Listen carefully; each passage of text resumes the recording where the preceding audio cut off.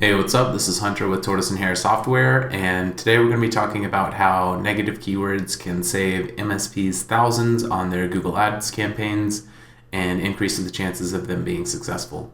So let's dive right in.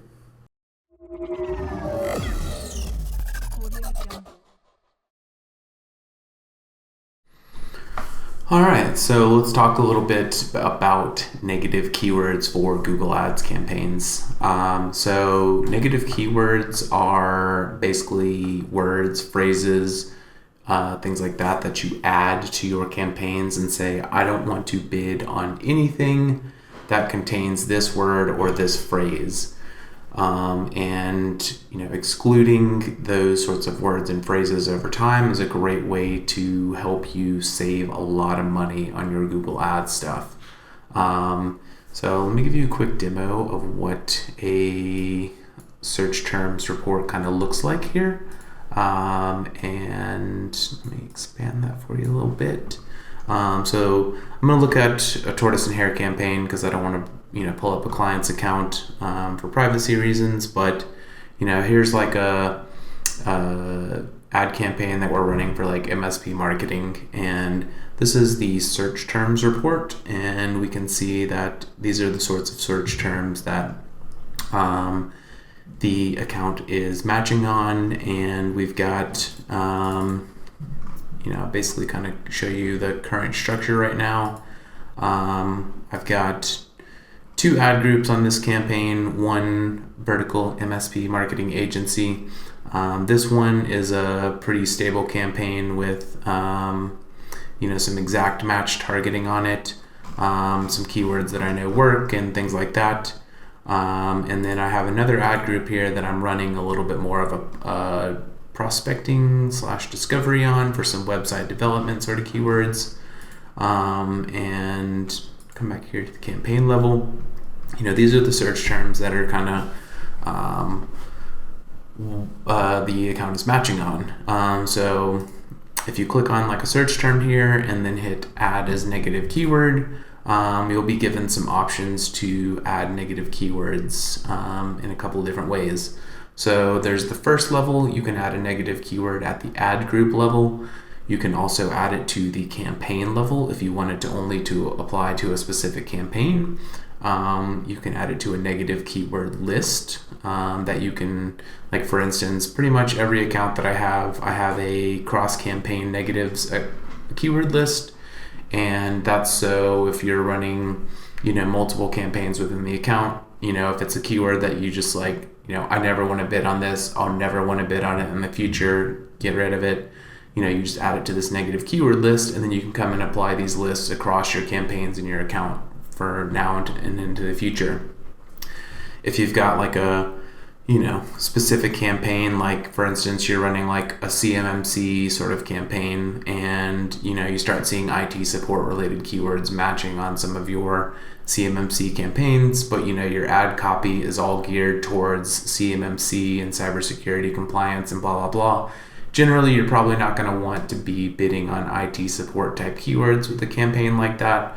So you might, negative IT support at the campaign level instead of like the negative keyword list level, so it doesn't apply across campaigns. You could also do an ad group level type of negative keyword. One of the most common things that I'm doing with ad group exclusions is excluding locations that aren't relevant. So for instance, if I've got two different ad groups for like IT support in Phoenix, IT support in Scottsdale, I might see that the Scottsdale ad group, starts matching on terms that have Phoenix in them. Well, we don't want that to happen. We want to push the Phoenix searches over to the Phoenix ad group.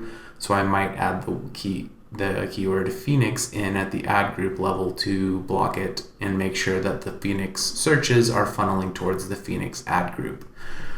So those are kind of like the three different levels of like, negative keywords. You can also add negative keywords in a couple different ways. So these braces right here indicate a exact match negative keyword, which means this exact phrase or this exact word right here and only this exact sort of set of words here are going to be blocked.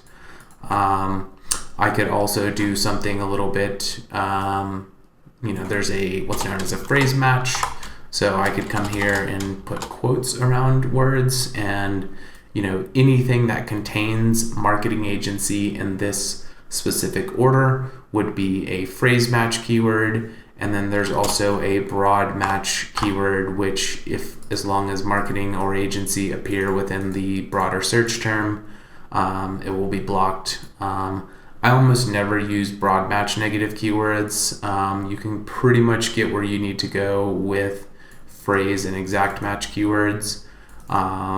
And I've never really had a need for broad match keywords. But you can check out the full specifications in the Google Ads negative keyword support article. And they'll tell you a little bit more about the technicalities behind broad match negative keywords. So that's just like a quick overview of what the negative keyword kind of interface looks like. We have 11 pre-built negative keyword lists that we have at our manager account level that we apply to a lot of our clients' campaigns. Good example one here is an IT consulting keyword list. Sometimes MSPs like to do IT consulting, so we don't always apply this keyword list to MSP accounts.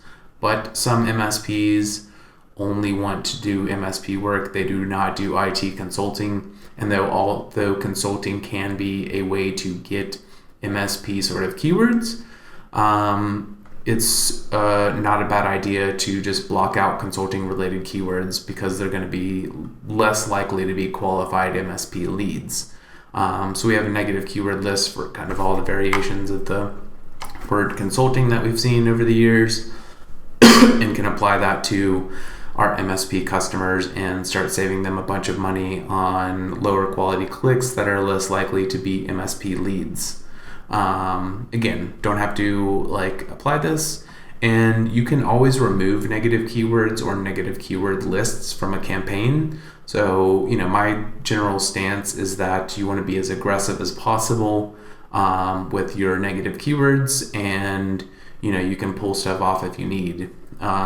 Most MSPs aren't bidding enough to even capture more than 60% search impression share on a single popular keyword such as managed IT city name. So, there's no reason not to get more aggressive and just try and get a deeper level of penetration and search impression share on your, true money keywords like managed IT service provider, IT company, small business IT support, things like that, rather than, bidding on a term like consulting, which you're going to start matching on a lot of stuff that's going to be less relevant, and IT consulting itself is also pretty broad and is usually better tackled with more specific stuff. That's just a quick summary of the negative keywords. We'll go on to the next section here. Hey guys, thanks for watching the video. Hope you learned a little something about negative keywords. Using negative keywords can save you a ton of money on your MSP ad campaigns, and we have over 11 keyword lists ready to rock, tied to our manager account, ready to be applied, and then we have another 4 or 5 lists that we have that aren't ready to be applied, but they need to be customized to your specific MSP. So in total, we have about 15 negative keyword lists that we bring to your campaigns pretty much right out the bat that can save you thousands of dollars if you were to just advertise through the need to discover and add these negative keywords yourself. And that can also save you a ton of time.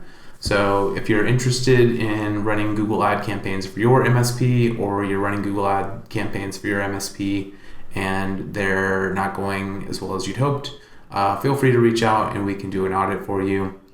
I also have an offer for you that I will put into the YouTube video description below, which is a free list of keywords that are known sales qualified lead generators for MSPs. So you can eliminate what you're targeting keyword wise as an issue in your Google Ad campaigns.